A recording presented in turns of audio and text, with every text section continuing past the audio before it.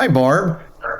Hey, Ron. Hey, you know what? This is episode 3, and I'm so amazed that we get to do this again. This is going to be kind of neat, and if our subscribers keep going up and the views keep going up, our plan is to continue, isn't it?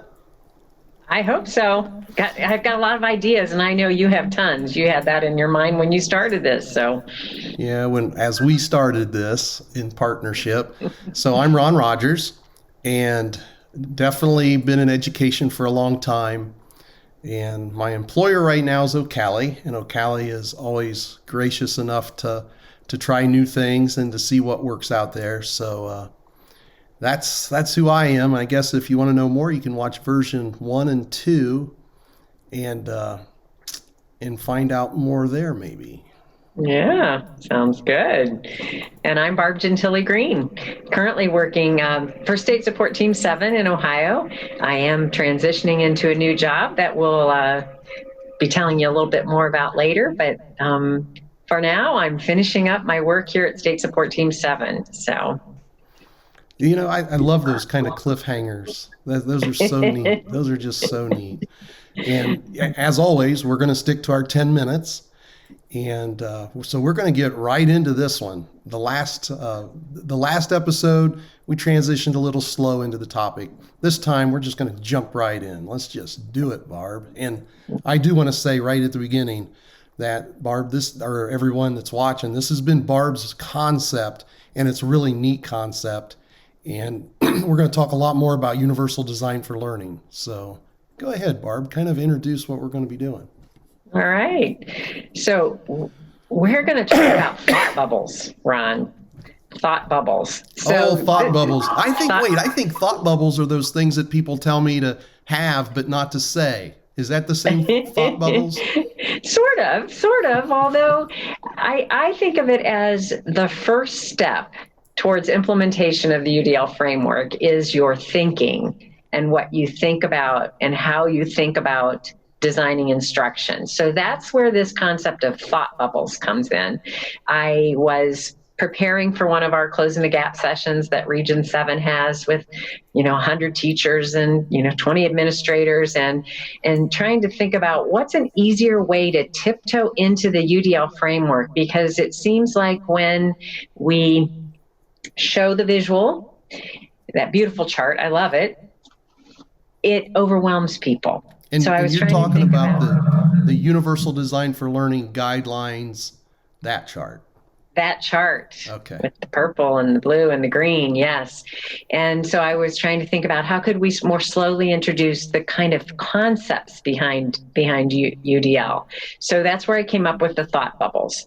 So I've only been out there once with them, did it at one of our sessions and haven't really dug into it, but here's just a way to kind of see what people think about it. So, I can show one, Ron, if you want, and kind of give you an idea of what I'm talking about. Does that make some sense? Yeah, that makes a lot of sense, Barb. And I think with episode 1 and 2, we were talking such, big kind of conceptual things. And we weren't always just focused in on universal design for learning. People are going to love the thought bubbles, and they're going to love the thought that you've done this hands-on. And so your perspective and your reflection on this is going to be gold. It's gold. So yes, please share what a thought bubble looks like. So I'll share one. I thought about. And as you're bringing that up, I'm just, again, going to say that this is different than the thought bubbles that people tell me not to say out loud. Just keep them in your head, Ron. Yeah. So can you see my screen, Ron? Oh, my goodness. I see the thought bubble, and it looks great. Okay. And then it's kind of neat because now you're kind of like in a different spot. And I'm even going to readjust this here a little bit so that way we're beside the thought bubble. There we go. All right. So the way I thought about this is there's an overarching theme to UDL. And so I have some thought bubbles that are general, just in general about the concepts of UDL in a general sense, not tied to engagement, not tied to action expression, not tied to representation. And so I have some of those.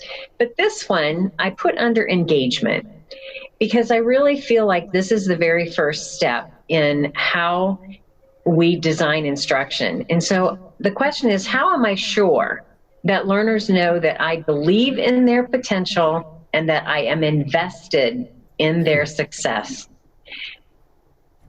Because that's almost a mindset, right, Ron? That is. Yeah. And so I think this question helps us think about what is it that I do and what is it that I say to my learners, whether they're adult learners or whether they're young children, that shows them that I believe in them and that I am invested in their success.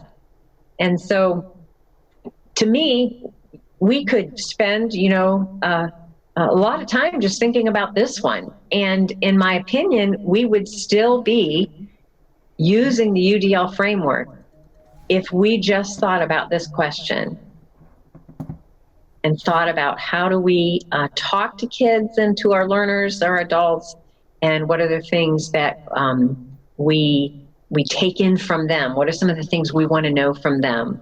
So I don't know. What do you think about that question, Ron? Am I off base? You're right on the point. And as I look at this, I think, as that teacher, as that coach, as that facilitator, or whatever role I'm in, this is something I need to really think about because it's on me. It's on me. It's not on them. It's on me. How do I make sure that learner knows that I believe in them, and that I'm invested in their success, which means I need to be talking a lot about their success with them and not focusing in on the failures, because I think sometimes it's really easy, especially, you get one or two kids that sometimes you talk about the failure instead of the success, even when you're trying to be positive and maybe you're talking with, another teacher, sometimes, we're human and we sometimes focus in on the wrong thing to get to the right place. But maybe if we focus in on the right thing, we will get to the right place and we'll get there earlier and in a much better way. This is a gold bubble. I rate this a gold 5-star bubble out of 5 stars. Yes. And me, Ron, I'm always thinking about students with disabilities. And you are. One of the reasons I love UDL is that it is talking about high expectations for every single learner. And we're not providing choices that deviate from that learning goal. And so sometimes when we think about our learners with disabilities, sometimes people think we have to make things easier for them. And that is a misconception. We have to make things accessible to them and we have to scaffold for them so that they can get to the same learning that everybody else is, that the standards are expecting. And so I think when we provide the same learning target for all learners, that is one way that we can show every single learner that we believe in their potential. And a way that we can show that we're invested in their success is if we provide some tools. Maybe it's assistive technology, maybe it's breaking the task down into more manageable chunks, maybe it is providing feedback more frequently to a learner who is not yet there. But to me, those are some of the ways that we can show every single learner, even those who have the most challenges with learning, that we believe in them and that we're invested in them. I love it, Barb. You know what? We're going to end on that because that was a perfect ending. And I believe we're going to put the this in our folder for people, and it'll have all the bubbles in it, correct? It will. And I would love others to add to those bubbles and to use them. So I hope they're helpful. Great. Ron out. Barb out. Thanks, everyone, for joining us.